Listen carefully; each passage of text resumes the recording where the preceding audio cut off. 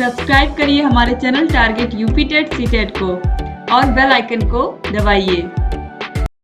Hello friends, मैं रेनू स्वागत करती हूँ आप सभी भावी अध्यापक एवं अध्यापिकाओं का आपके अपने channel target UP TET CTET में। दोस्तों, आज इस वीडियो में हम आपके जुलाई 2019 में हुए सीटेट के पेपर के इंग्लिश सब्जेक्ट का सोल्यूशन लेकर के आए हैं। तो चलिए स्टार्ट करते हैं। हम सबसे पहले यहाँ पर आप देखिए क्वेश्चन नंबर 121 से लेकर के यहाँ पर देखिए 128 तक यहाँ पर इस पैराग्राफ को पढ़ना और इसको पढ़ करके हमें आंसर करना है। तो चलिए स्टार्ट करते हैं हम इसको पढ़ना। On an ordinary work day 27-year-old Pramila बारीकी hikes up steep slopes across fields through ankle deep rivulets often walking up to 14 kilometre. तो यहाँ पर दोस्तों बता रहा है कि जो प्रमिला है वो किस तरीके के रास्तों से चल करके, किस तरीके के सीधी चढ़ाई को चढ़ करके, स्टीप मतलब होता है सीधी चढ़ाई को चढ़ करके, नततल यानी कि स्लोप्स और फील्ड मैदानों से होकर के किस तरीके से वह टखने भर नालों को लांघते हुए वो 14 किलोमीटर का सफर तय करती है रोज। और वो तब तक राइड नहीं प्राप्त कर पाएगी जब तक वो जो रोड है वो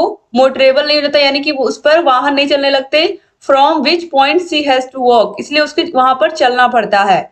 अब उसका जॉब क्या है? इतनी 27 साल की जो प्रमिला है वो काम क्या करती है? वो आखिर उसे रोज 14 किलोमीटर क्यों चलना पड़ता है, वो भी ऐसे रास्ते पर जो सही नहीं है, जो उबड़ खाबड़ है, जहां पर नाले हैं जिनको लांघते हुए वो आगे बढ़ती है। तो देखिए, she doles out health care advice to mothers and children in the remotest hamlets in the Araku Valley of Andhra प्रदेश। यानी कि वो क्या है, हेल्थ वर्कर है या कि हेल्थ केयर का ख्याल रखती है। किसके? मदर्स के और बच्चों के, माँ और बच्चे के हेल्थ का क्या करती है, वो ख्याल रखती है। यानी कि वो तरीके से हम कह सकते हैं वो नर्स की तरह है। और वह जो वहाँ की दूरस्थ और छोटे गांव हैं वहां पर वो क्या करती है, हेल्थ केयर सुविधाओं को पहुंचाती है। कहाँ के? आंध्र प्रदेश के अराकू वैली में, यानी कि अराकू घाटी में। इसके बाद देखिए, now heavily pregnant Pramila has had to slow down delegating task to दुरिधि नीरज सुनीता एंड अदर्स। यानी कि जो प्रमिला है वो क्या है, अब प्रेग्नेंट है, इसकी वजह से उसे अपना टास्क यानी कि जो वो काम कर रही है उसे दूसरों को डेलीगेट करना पड़ रहा है, दूसरों को देना पड़ रहा है।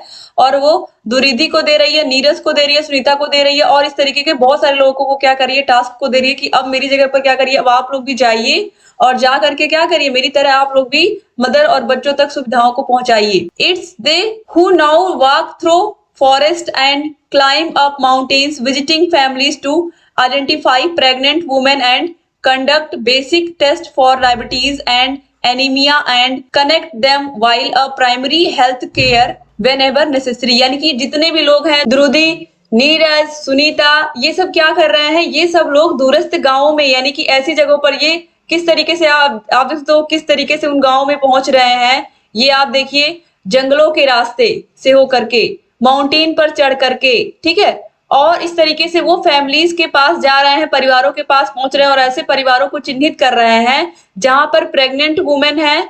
ऐसी ऐसी औरतों का क्या कर रहे हैं, वो चेकअप कर रहे हैं, उनका डायबिटीज टेस्ट कर रहे हैं, उनका एनीमिया टेस्ट कर रहे हैं और उन्हें प्राइमरी हेल्थ केयर, प्राथमिक उपचार क्या कर रहे हैं, उन्हें दे रहे हैं जब भी उन्हें जरूरत है। These young tribal women are all trained auxiliary nurses. यानी कि ये जो यंग वुमेन्स हैं जो ये काम कर रही है वो है ट्रेंड है सहायक नर्सेज की तरह। Part of an experimental health project in Araku that aims to end preventable deaths during child birth and infancy. यानी कि आंध्र प्रदेश सरकार यहाँ पर बता रहा है कि आंध्र प्रदेश में ये एक पॉलिसी है जिसके द्वारा क्या है, एक हेल्थ प्रोजेक्ट है, यानी कि ये एक स्वास्थ्य योजना है जिसमें अराकू डिस्ट्रिक्ट में जितने भी औरतें हैं उनको जो प्रिवेंटेबल डेथ है, यानी कि बच्चा पेट में ही है तभी माँ की डेथ हो जाती है, यानी कि या फिर बच्चे को जन्म देते समय माँ की मृत्यु हो जाती है या बच्चे की मृत्यु हो जाती है, तो ऐसी स्थिति ना आए उससे पहले ही उन औरतों तक हेल्थ केयर सही से पहुंच जाए। इसीलिए आप देखिए उबड़ खाबड़ रास्तों से लोग वहां पर पहुंच रहे हैं। इसके बाद देखिए, the Araku valley is home to several nomadic tribes who live in small clusters. यानी कि जो अराकू वैली है, जो अराकू घाटी है आंध्र प्रदेश की, यानी कि जो अराकू वैली है, Araku valley is home to several nomadic tribes who live in small clusters. यानी कि ये ऐसे लोग हैं जो जनजातीय लोग हैं जो कि छोटे छोटे झुंडों में रहते हैं। कैसे रहते हैं? झुंडों में रहते हैं। और ये देखिए, ये 70 से 150 यानी कि 70 to 150 homes situated in rugged and inaccessible terrain. तो इस तरीके से यहाँ पर आप देखिए बता रहा है कि जो जहां पर वो लोग रहते हैं, यानी कि जो जनजातीय लोग रहते हैं, वो एक तरीके से कह सकते हैं हम घुमंतू प्रजाति के लोग हैं, हम ये भी कह सकते हैं उनको। ये झुंडों में रहते हैं और 70 से लेकर के 150 घर रहते हैं इकट्ठे जहां पर ये लोग रहते हैं, ठीक है। और ये जो इनके जो घर है वो किस तरीके के रास्ते पर है, तो बहुत ही ऊबड़ खाबड़ और ऐसी जगहों पर है जहां पर हम आसानी से नहीं पहुंच सकते, यानी कि इनएक्सेसिबल टेरियन। तो इस तरीके से यहाँ पर हम कह सकते हैं कि ये ऐसे इलाके हैं जहां पर आसानी से पहुंचना बहुत मुश्किल है। और ये 70 से 150 घरों के ये झुंड होते हैं जहां पर ये लोग रहते हैं पूरा। फिर देखिए, until a few years ago these communities were unaware of government health care policy, यानी कि कुछ समय पहले यहाँ पर जो यहाँ के जो लोग थे वो जो गवर्नमेंट हेल्थ केयर पॉलिसी चला रही है, जो स्वास्थ्य योजनाएं चला रही हैं, उनके बारे में बिल्कुल अनअवेयर थे, इनको कुछ नहीं पता था। The death of a child और ए वुमेन ड्यूरिंग प्रेगनेंसी और child birth was common and they were resign to it, यानी कि यहाँ पर लोगों ने ये चीज को एक्सेप्ट कर लिया था कि यहाँ जो चाइल्ड बर्थ के समय अगर माँ मर गई या बच्चा मर गया तो इसको ये लोग समझते थे कि ये कॉमन हो चुका है और इसे इन्होंने स्वीकार ही कर लिया था। फिर देखिए, today 38 women like Pramila drawn from these tribes, यहाँ पर देखिए 38 महिलाएं हैं जो प्रमीला की तरह इन इलाकों में क्या करती हैं, जाती हैं और जो सोशल एंड कल्चरल बैरियर है उसको तोड़ते हुए ये क्या कर रही हैं, सेवा कर रही हैं। तो यहाँ पर देखिए थोड़ा सा मिस प्रिंट हो गया है, तो इसको मैं एक बार फिर से आपको पढ़ के बता दे रही हूँ। यहाँ पर आप देखिए, यहाँ से today 38 women like Pramila drawn from these tribes have broken social and cultural barriers to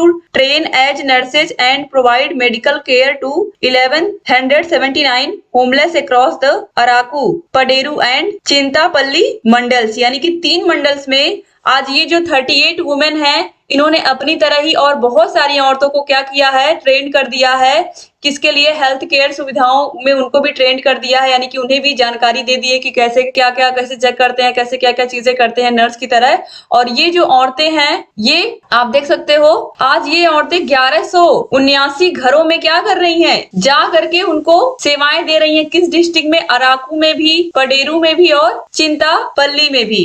तो इस तरीके से इन सब मंडल्स में ये जा करके क्या कर रही हैं, इन सभी व्यक्तियों को सुविधाएं दे रही हैं, हेल्थ केयर की सुविधाएं दे रही हैं, ठीक है। उसके बाद देखिए, since they are from these communities they have been able create trust in the families and neighbours about formal health care, यानी कि जिन औरतों को ट्रेन किया गया है ये उसी कम्युनिटी से आती हैं, तो इस वजह से लोग इनके ऊपर क्या कर पाते हैं, भरोसा कर पाते हैं। ये चीज यहाँ पर कही गई है, जिन औरतों को ट्रेन किया गया है वो इसी कम्युनिटी से आती हैं, इसलिए इन औरतों पर लोग क्या करते हैं, वहां के जो जनजाति लोग हैं वो भरोसा करते हैं, ठीक है। उन्होंने फैमिलीज पर भी भरोसा बनाया और जो उनके नेबर्स थे उन पर भी भरोसा बनाया, और इस तरीके से वो अब फॉर्मल जो हेल्थ केयर है वो सुविधाएं उन तक पहुंचा पा रही हैं। अब इसके बाद देखिए, as a result these remote villages have now had the first child birth in hospital. अब इसका परिणाम क्या हुआ है कि यहाँ पर आप देखिए, अब इन विलेजेस में जो बच्चे हैं, पहली बार ऐसा हुआ कि कोई बच्चा हॉस्पिटल में जन्म लिया।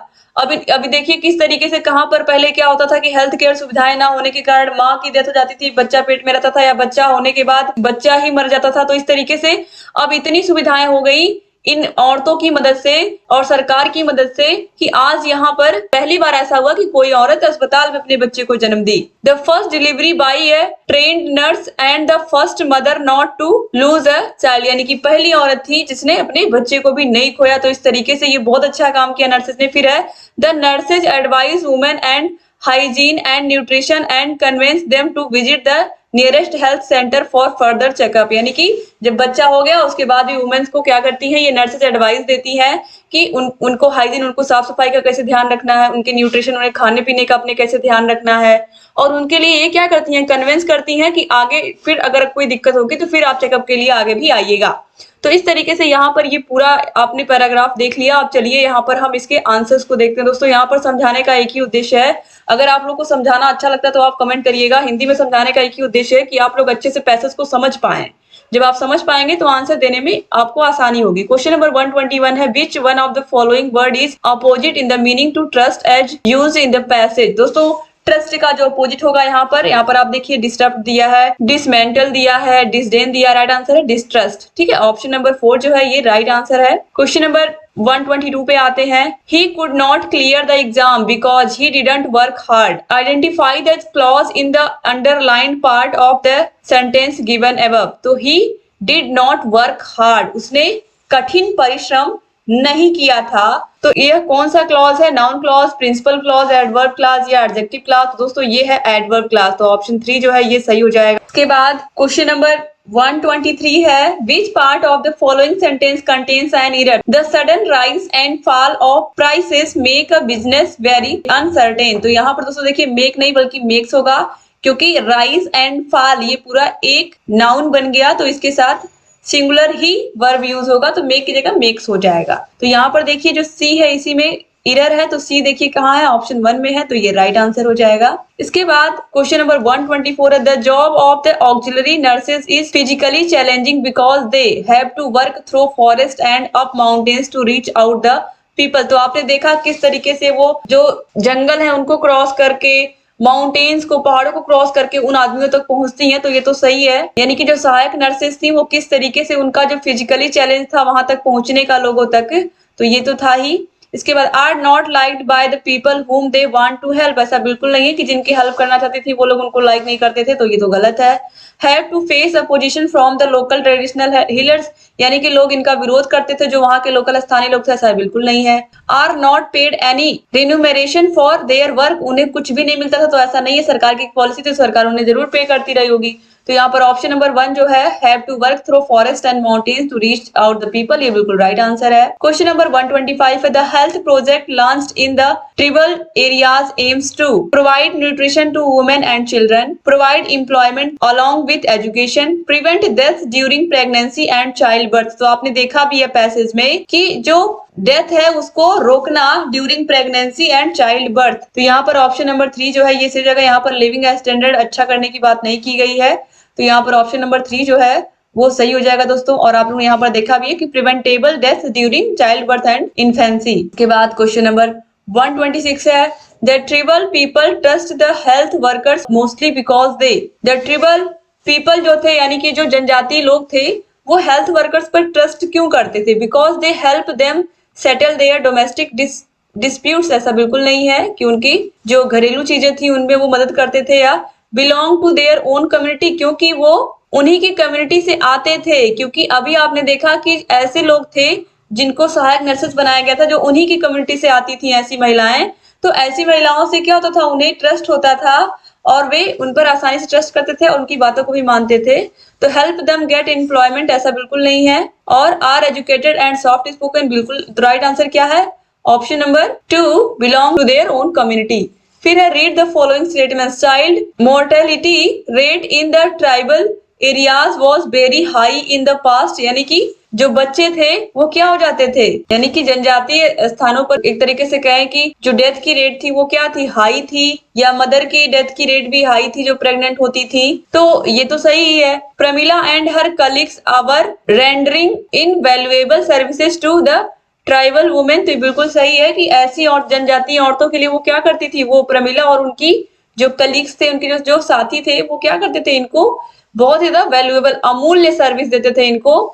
तो यहाँ पर ये भी सही है, तो ए और बी दोनों ट्रूथ हैं, तो ऑप्शन नंबर बी जो है ये सही हो जाएगा, ऑप्शन नंबर 2 सही हो जाएगा, both A and B are true. Question number 128 है, which one of the following words is similar in the meaning to remotest as used in the passage. तो रिमोटेस्ट का मतलब है दूरस्थ इलाके, दूरस्थ यहाँ पर देखिए क्या हो जाएगा, हाईएस्ट तो होगा नहीं, टालेस्ट भी नहीं होगा, टफेस्ट भी नहीं होगा, तो दूरस्थ का मतलब फारदेस्ट यानी कि दूर, तो ऑप्शन नंबर 4 जो है ये सही हो जाएगा। यही क्या है, इसका सिमिलर मीनिंग है। तो इस तरीके से यहाँ पर आपने देखा क्वेश्चन नंबर 128। दोस्तों इसके बाद देखिए यहाँ पर दूसरा पैराग्राफ स्टार्ट है, दूसरे पैराग्राफ को भी पढ़ करके यहाँ पर 129 से लेकर के 135 तक के क्वेश्चंस का हमें आंसर करना है। Kaizen in Japanese means constant and never ending improvement. यहाँ पर दोस्तों बताया गया कि केजन का मीनिंग क्या होता है जापानीज में। इसका मतलब होता है कि हम अपने लाइफ में हमेशा क्या रहे, कांस्टेंट रहे, काम को करते रहें लगातार, और जो हमारे अंदर सुधार है वो जीवन भर चलता रहता है। तो इस तरीके से यहाँ पर मतलब यहाँ पर एक तरीके से इस पूरे के पूरे जो पैराग्राफ है इसमें यही बताया गया है कि हम किस तरीके से अपने काम में कांस्टेंट रह करके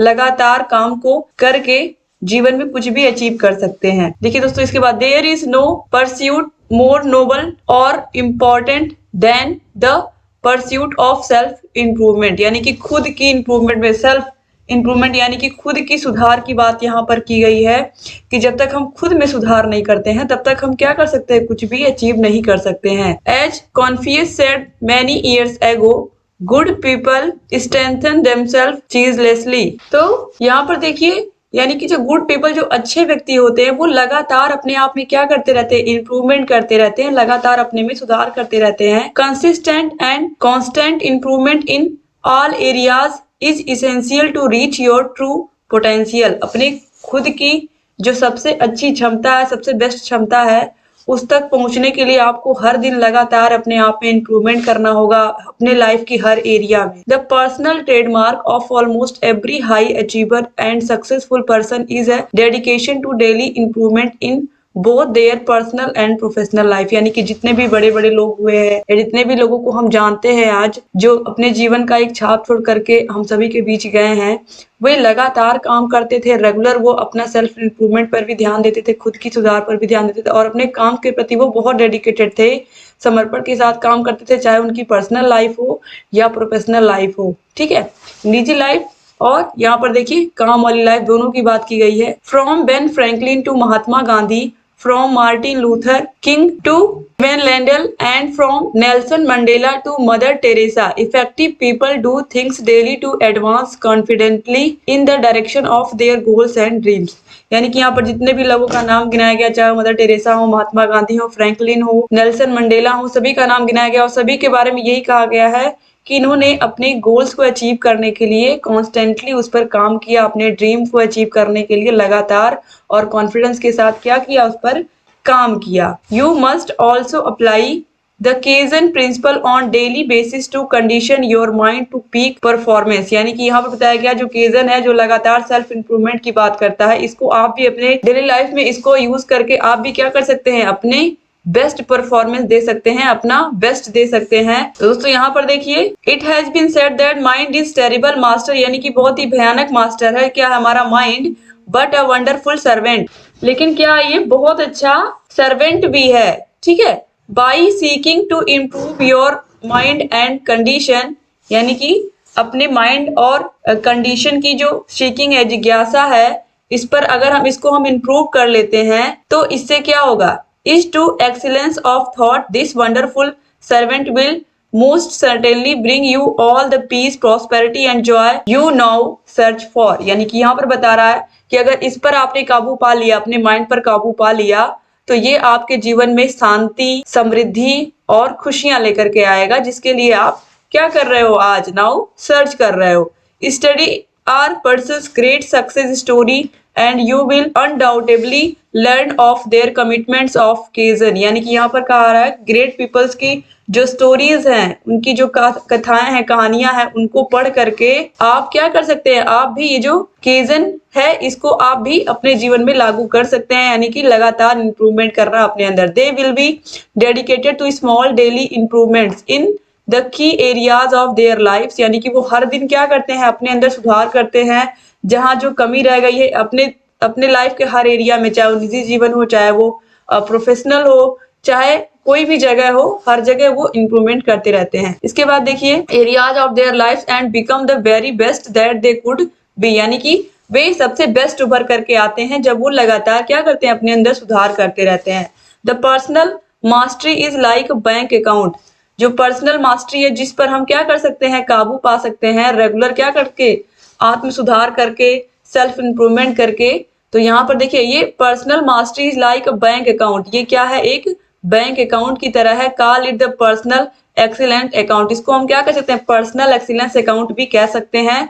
by improving daily, whether it is by spending some time exercising, reading, visualizing, forging better relationships, you are making regular deposits into your account. तो इस तरीके से यहाँ पर बताया गया है कि हम क्या कर सकते हैं, डेली इंप्रूवमेंट किस तरीके से कर सकते हैं, सम टाइम एक्सरसाइज पर लगा करके, कुछ किताबें पढ़ के, विजुअलाइजेशन करके, यानी कि थॉट्स को सोच करके, अच्छी अच्छी चीजें अपने जीवन के बारे में आगे जो होंगी वो अच्छी होंगी, ऐसा सोच करके। और इस तरीके से हम अपने रिलेशनशिप्स को भी बेटर कर सकते हैं इन सब अभ्यास के द्वारा। और रेगुलर अगर आप ये करोगे तो आपके अकाउंट में भी क्या होंगे, डिपॉजिट बढ़ेंगे। After only 1 month for examples you will have improved the richness and quality of your word by at least 30%। अगर 1 महीने तक भी आप ऐसा करते हैं तो आप क्या करेंगे, अपने रिचनेस को करीब करीब, अपने जो आप धनी हो रहे थे अगले कई महीनों में, वो आप एटलीस्ट एक मंथ में ही 30% आपकी ग्रोथ हो जाएगी। ये यहाँ पर बताया गया है अगर आप रेगुलर अपने अंदर सेल्फ इंप्रूवमेंट को लाते हैं। ठीक है, अब चलिए यहाँ पर हम इसको देख लेते हैं। ये तो आपको समझ में आ गया होगा, लगातार काम करने की बात, निरंतर काम करने की बात कही गई है और हर दिन अपने अंदर सुधार करने की बात की गई है इस पैराग्राफ में। अब क्वेश्चन नंबर 129 है, which word is the most similar in meaning to the word trademark used in the passage, subject, brand, item या फिर ऑब्जेक्ट। दोस्तों यहाँ पर राइट आंसर हो जाएगा ऑप्शन नंबर 2, ब्रांड। ठीक है, ट्रेडमार्क का जो सिमिलर होगा वो होगा ब्रांड। इसके बाद आगे आते हैं, क्वेश्चन नंबर 130 है, which word is the most opposite in the meaning to the word wonderful as use in the passage. तो वंडरफुल का, वंडरफुल मतलब क्या होता है, आश्चर्यचकित। तो इसका अपोजिट यहाँ पर हमको ढूंढना है अनरिमार्केबल, इनसफिशिएंट, सेपरेट या फिर डेफिशिएंट। राइट आंसर है दोस्तों अनरिमार्केबल यानी कि साधारण। तो इसका जो अपोजिट है वो क्या हो जाएगा, आश्चर्यचकित। इसके बाद आगे है question number 131, which part of the following sentence contain an error, since time immemorial the Hindus have been worshipping the river Ganga. दोस्तों यहाँ पर आप देखिए सिंस लगा है, क्योंकि यहाँ पर टाइम कंफर्म नहीं है कितना टाइम है, इमेमोरियल लिखा है तो यहाँ पर फॉर का प्रयोग होना चाहिए था। तो इसीलिए यहाँ पर जो ऑप्शन नंबर 3 है ए, ये राइट आंसर है क्योंकि ए में ही क्या है, एरर है। इसके बाद आगे बढ़ते हैं क्वेश्चन नंबर 132 पे, how according to the author can we attain our full potential, यानी कि कैसे हम अपनी फुल पोटेंशियल को, अपनी जितनी क्षमता है उसको प्राप्त कर सकते हैं। तो by seeking the advice and guidance of successful people, by working hard on our weakness, by putting in a lot of effort या by proper and ceaseless improvement in all areas. तो राइट आंसर यही है, by proper and ceaseless improvement in all areas, यानी कि proper तरीके से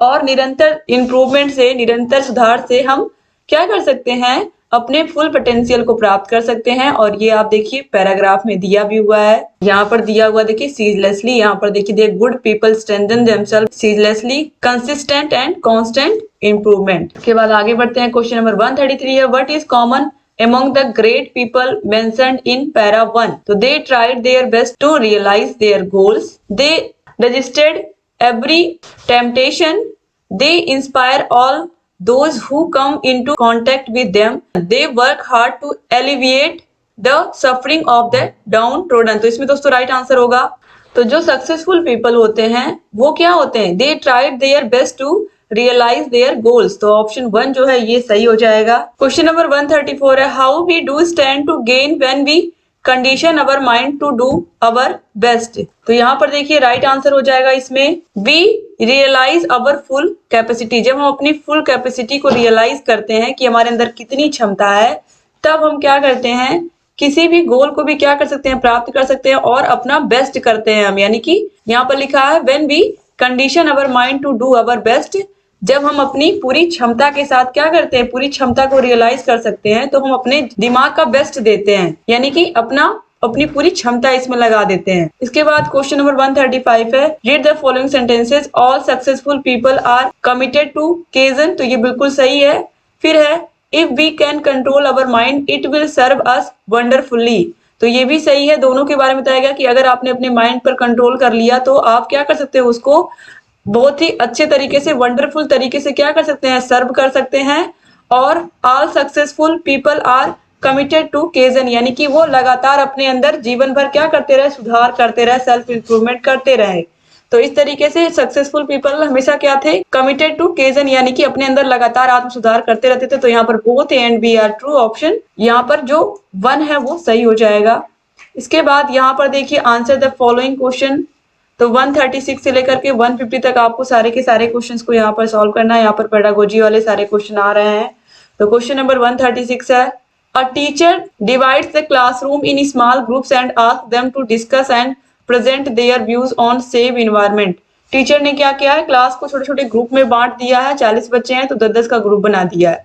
ठीक है, अब वो कह रही हैं बच्चों से कि सेव इन्वायरमेंट यानी कि पर्यावरण को बचाओ, इस थीम पर students are free to plan and present their choice and creativity. बच्चों को स्वतंत्र कर दिया है कि जो भी तुम्हारे अपनी इस पर राय है तुम्हें क्या करना है, बताना है। The teacher is facilitating them as and when required which approach method is followed in the case, यानी कि टीचर ने क्या किया, बच्चों को बोल दिया है और अगर जरूरत है तो बच्चे उनसे क्या कर सकते हैं, थोड़ा सहायता भी ले सकते हैं। और उन्होंने अब ये जो मेथड वो प्रयोग कर रही हैं, ये किस प्रकार का मेथड है कि बच्चे अब क्या करना है, इस टॉपिक पर सेव इन्वायरमेंट पर वो खुद अपनी सोच जो भी है उस ग्रुप की, जो भी उस ग्रुप के बच्चे सोच रहे हैं वो क्या करेंगे, उसमें लिखेंगे कॉपी में अगर टीचर ने लिखने को कहा है, और फिर वो क्या करेंगे, प्रेजेंटेशन देंगे।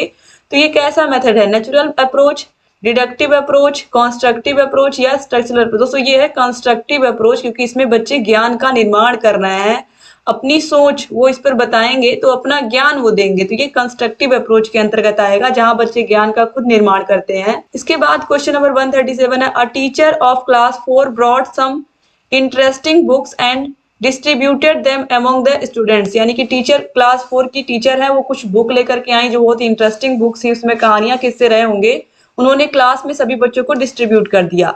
Then she said today let's have fun and read these books for our pleasure, this reading is called. तो टीचर ने क्या कहा कि चलो आज फन करते हैं इन बुक्स को रीड करके और प्लेजर यानी कि खुशी भी प्राप्त करते हैं। This reading is called intensive reading, extensive reading, pre reading या पोस्ट रीडिंग। दोस्तों इसको हम कहेंगे एक्सटेंसिव रीडिंग, क्योंकि यहाँ पर क्या हो रहा है, एक्सटेंशन हो रहा है, बच्चों को स्वतंत्र छोड़ दिया गया है कि जो भी कहानियां तुम्हें पसंद है वो तुम पढ़ सकते हो, तो इससे बच्चों की जो कल्पनात्मक शक्ति है वो बढ़ेगी। तो ये एक्सटेंसिव रीडिंग हो गया, ठीक है, एक्सटेंसिव रीडिंग। इसके बाद क्वेश्चन नंबर 138 है, a 2.5-year-old child picks up his siblings book and looking at the pictures tells a story. The child is emergent reader, emergent story writer, emergent writer या फिर emergent student। दोस्तों अब आप देखिए यहाँ पर 2.5 यानी कि 2.5 साल के बच्चे की बात की जा रही है, और आपको पता है कि 6 साल का बच्चा स्कूल जाता है, उसका एडमिशन होता है। तो 2.5 साल का बच्चा है, अगर वो अपने भाई या बहन की बुक्स को, बड़े भाई बहन की बुक्स को देखता है, तो उन पिक्चर्स को देखता है, यानी कि जो कहानियां जो भी पिक्चर्स बनी हुई है बच्चे की बुक में उनको देखता है और एक स्टोरी बोलता है। Looking at the pictures tales a story, the child is emergent reader, emergent story writer. Writer तो बच्चा हो नहीं जाएगा यहाँ पर, और वो स्टूडेंट भी नहीं है अभी, क्योंकि अभी वो 2.5 साल का बच्चा है। तो वो क्या, इमरजेंट रीडर यानी कि आकस्मिक रीडर बन गया। वो अचानक से उसको किताब मिली, वो उसको पढ़ तो नहीं सकता, लेकिन वो चित्रों को देख करके वो क्या कर रहा है, कहानी बनाने की कोशिश कर रहा है, ठीक है। तो ये क्या है, इमरजेंट रीडिंग, यानी कि आकस्मिक, अचानक से उसे किताब मिल गई तो वो रीडर बन गया। इसके बाद क्वेश्चन नंबर 139 है, a teacher of class 3 find that some student understand the concept more clearly when she explain them orally, their learning style is, यानी कि यहाँ पर टीचर क्लास 3 की टीचर हैं, कह रही हैं कि जब वो ओरल यानी कि मौखिक रूप से क्लास में कुछ भी बच्चों को बताती हैं, किसी टॉपिक पर कोई भी ज्ञान दे रही हैं, तो बच्चे उसको सुनते हैं और आसानी से उसको ग्रहण भी कर लेते हैं। बच्चे जब मैडम कुछ बताती हैं तो इससे क्या होता है, जो क्लास की टीचर है, इससे बच्चे उस कॉन्सेप्ट को आसानी से अंडरस्टैंड कर लेते हैं केवल उनके मौखिक रूप से बोलने से ही, ठीक है।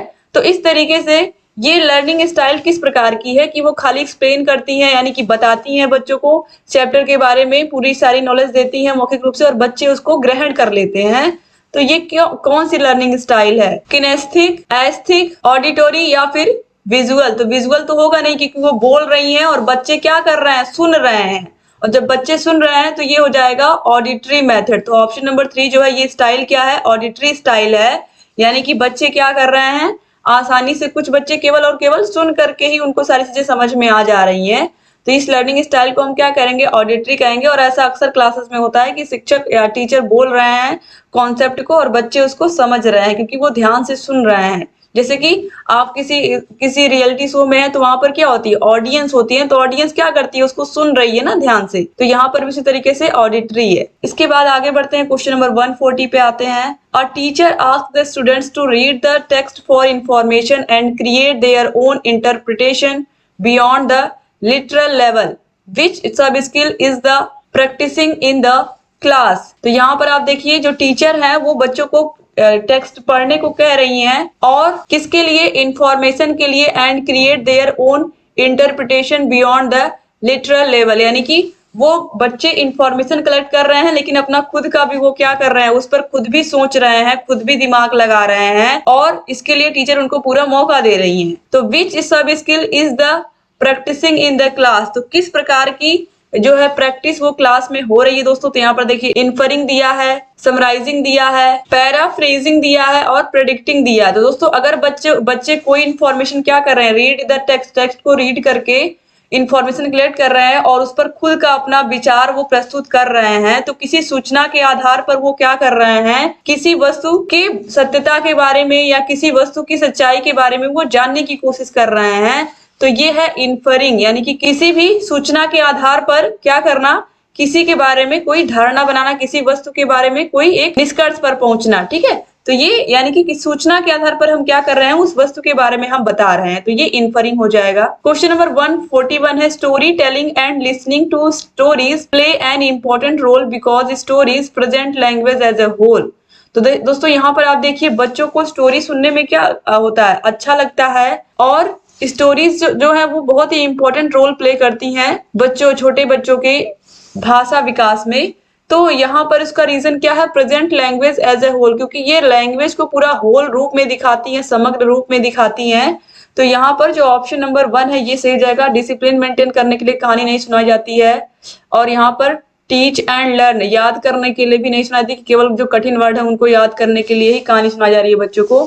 और use many structures of grammar and help children to learn them, तो यहाँ पर रटने वाली तो बात ही नहीं करनी है, तो यहाँ पर ऑप्शन 1 सही हो गया। क्वेश्चन नंबर 142 है, before standing a new chapter on the honest woodcutter the teachers started a discussion with the students on honesty. What is the teacher trying to achieve with the activity? यानी कि यहाँ पर आप देखिए एक ईमानदार बढ़ई की कहानी टीचर सुनाने से पहले बच्चों को टीचर ईमानदारी के बारे में बता रही है। ठीक है, तो वो ईमानदारी के बारे में बच्चों को क्यों बता रही हैं, क्योंकि कोई भी चैप्टर जब हम स्टार्ट करते हैं तो बच्चों का क्या चेक करते हैं, पूर्व ज्ञान, उन्होंने पहले की क्लासेस में क्या सीखा है। तो इससे क्या होता है कि थोड़ा सा उनका एक जो माइंड मेकअप है वो हो जाता है और आसानी से बच्चे इस चैप्टर से जुड़ जाते हैं, जो पिछला ज्ञान होता है उससे जोड़ लेते हैं। तो अब एक ऑनेस्ट वुड कटर यानी कि एक ईमानदार बढ़ई की कहानी सुनाने से पहले टीचर डिस्कशन करती हैं क्लास में बच्चों से ईमानदारी के बारे में। तो ये एक्टिविटी कराने का उद्देश्य क्या है, active students previous knowledge, access students level of language and its uses,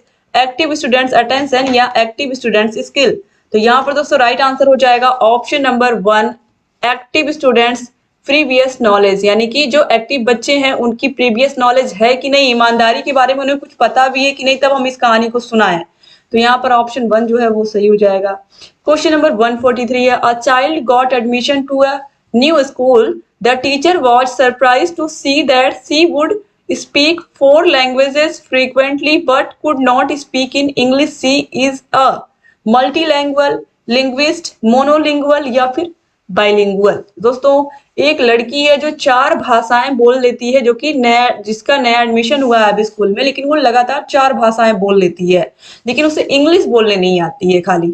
तो वो उसको हम क्या कहेंगे, तो उसको हम कहेंगे मल्टी लैंग्वेज, क्योंकि उसे लगभग 4 भाषाएं आ रही हैं। अगर इंग्लिश को हमने छोड़ दिया तो भी 4 भाषाएं, इसलिए यहाँ पर मल्टी लैंग्वेज। अगर 2 भाषा आती तो हम बाइलैंग्वेज की बात करते, लेकिन उसको 4 भाषाएं आ रही हैं, इसीलिए यहाँ पर ऑप्शन नंबर 1 जो है वो सही हो जाएगा। क्वेश्चन नंबर 144 है, a student of class 5 while reading a chapter finds some difficult and unfamiliar words and is not able to get the meaning of those words she should। यानी कि एक क्लास 5 की बच्ची है, वो क्लास मान लीजिए इंग्लिश ही पढ़ रही है, वो इंग्लिश पढ़ रही है और उसे कुछ ऐसे वर्ड्स हैं जिनकी मीनिंग उसको नहीं पता है, वो उससे अनफैमिलियर, उनको नहीं जानती है, और वह उन वर्ड्स का मीनिंग नहीं निकाल पाती है। कोई स्टोरी पढ़ रही होगी तो वो मीनिंग नहीं निकाल पा रही है, तो दोज वर्ड्स सी शुड, उसे उन वर्ड्स के साथ क्या करना चाहिए जो कठिन वर्ड्स है। Guess the meaning in content, ask his classmate every time help. Every time तो क्लासमेट हेल्प कर नहीं पाएगा, क्योंकि क्लासमेट को भी तो पढ़ना है, सारे बच्चे पढ़ने ही आए हैं। आस्क द टीचर, अगर टीचर नहीं अवेलेबल है तभी की बात यहाँ पर हो रही है, या बच्चा घर पर पढ़ रहा है, ये भी हो सकता है, तो इसलिए ये भी गलत हो जाएगा। इग्नोर और स्किप द वर्ड, इग्नोर तो हमें करना है, इग्नोर कर देंगे तो फिर आगे वही वर्ड आएगा, तो फिर हमें प्रॉब्लम होगी। तो यहाँ पर guess the meaning in content, क्योंकि कहानी हम पढ़ रहे हैं तो हम उसकी मीनिंग को गेस करने की कोशिश करेंगे। अगर तुरंत की बात करें तो guess the meaning in content, यानी कि जो भी कहानी या नाटक पढ़ रहा है बच्चा, उसकी मीनिंग को वो क्या करेगा, उस पूरे के पूरे सेंटेंस में उसकी मीनिंग निकालने की कोशिश करेगा उस कठिन वर्ड की। क्वेश्चन नंबर 145 है, a teacher of class 5 wishes to teach a complex language structure from the syllabus she should. यानी कि टीचर हैं क्लास 5 के बच्चों को कॉम्प्लेक्स लैंग्वेज स्ट्रक्चर के बारे में सिखा रही हैं। और जो स्ट्रक्चर के बारे में सिखा रही हैं इसका मतलब वो ग्रामर पढ़ा रही हैं बच्चों को। तो कॉम्प्लेक्स लैंग्वेज स्ट्रक्चर के बारे में पढ़ा रही हैं सिलेबस से, तो उन्हें क्या करना चाहिए? Focus on listening speaking practice instead of teaching grammar. दोस्तों देखिए, लिसनिंग और स्पीकिंग पे तो फोकस करना ही है इंग्लिश की क्लास में, लेकिन टीचर यहाँ पर ग्रामर पढ़ा रही हैं और यहाँ पर स्ट्रक्चर की बात हो रही है, सेंटेंसेस की स्ट्रक्चर की बात हो रही है। तो यहाँ पर देखिए, यहाँ पर हम बच्चों को केवल लिसनिंग स्पीकिंग नहीं करा पाएंगे, क्योंकि यहाँ पर बच्चों को रूल्स भी बताने हैं।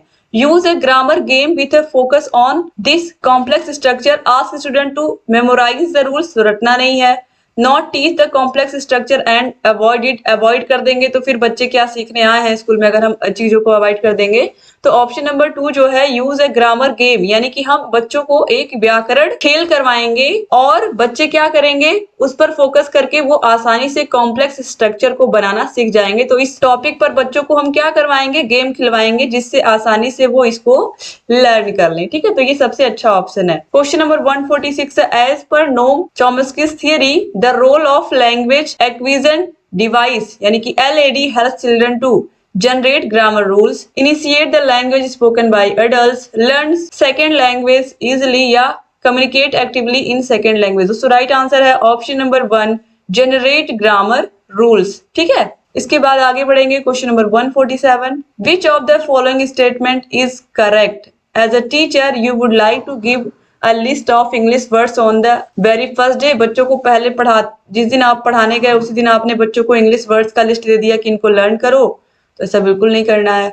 Children come to school with a treasure of experience, यानी यहाँ पर कहा जा रहा है कि जब कोई बच्चा स्कूल में आता है तो उसके पास एक्सपीरियंस यानी कि अनुभव का खजाना होता है। And there mother tongue acts like a resource in learning English, यानी कि जो उनकी मदर टंग होती है वो एक स्रोत के रूप में होती है जिससे वो इंग्लिश भाषा को सीख पाए। ठीक है, तो इस तरीके से क्लास में जब बच्चे आते हैं, इंग्लिश की बात यहाँ पर हो रही है, तो बच्चा अपने साथ अपने अनुभव का, अपने जीवन के जो भी छोटे मोटे उसके अनुभव हैं उनको लाता है और अपने मदर टंग के द्वारा ही वो अपने मदर टंग को सोर्स बना करके वो इंग्लिश भाषा को सीखता है। तो ये सही है। इसके बाद आगे भी देख लेते हैं। Children's first language is a hurdle in learning English. ऐसा बिल्कुल नहीं है कि जो फर्स्ट लैंग्वेज है वो बाधा बनेगी इंग्लिश सीखने में। It is difficult to teach English as they use their first language in every aspect and ignore English. तो ऐसा बिल्कुल नहीं है कि हम इंग्लिश को इग्नोर कर देंगे, इंग्लिश की क्लास है। तो ऑप्शन नंबर 2 जो है, बच्चा अनुभव के खजाने के साथ स्कूल में आता है और वो अपनी मदर टंग को, अपनी मातृभाषा को रिसोर्स के रूप में यूज करता है इंग्लिश सीखने में। क्वेश्चन नंबर 148 है, the study of how words combine to from phrases, phrases combine to from clauses and clauses join to make sentences is known as collocation, colloquial या सिमेटिक्स या फिर सिंटैक्स। दोस्तों इसको हम क्या कहते हैं? सिंटैक्स कहते हैं। ठीक है, इसे हम क्या कहते हैं? वाक्य अभिविन्यास। इसके बाद क्वेश्चन नंबर 149 है, English language has consonant words या कॉन्सोनेंट साउंड।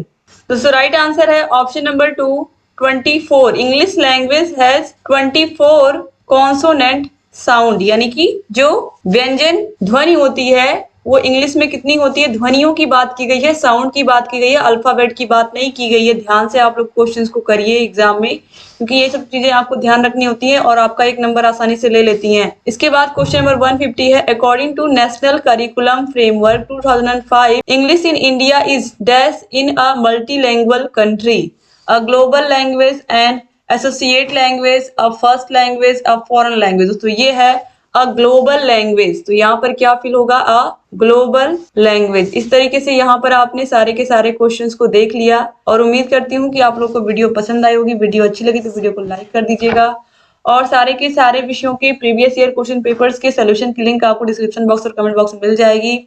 आपको सारे विषयों के क्लासेस की भी लिंक मिल जाएगी। तो सारे विषयों को देखते रहिए, अपनी तैयारी को बेहतर बनाते रहिए दोस्तों, और वीडियो को शेयर करना मत भूलिएगा। और अगर चैनल को सब्सक्राइब नहीं किया तो प्लीज सब्सक्राइब भी कर दीजिए और आप हमारे टेलीग्राम चैनल को भी ज्वाइन कर लीजिए। टेलीग्राम का लिंक डिस्क्रिप्शन बॉक्स और कमेंट बॉक्स दोनों जगह आपको मिल जाएगा। टेलीग्राम को ज्वाइन करने के बाद आपको वहां पर हम PDF भी प्रोवाइड कराते हैं और समय समय पर जो भी वीडियोस आती हैं, अगर आपने यूट्यूब पर मिस कर दिया तो टेलीग्राम पर जरूर आपको वीडियोस मिल जाती हैं।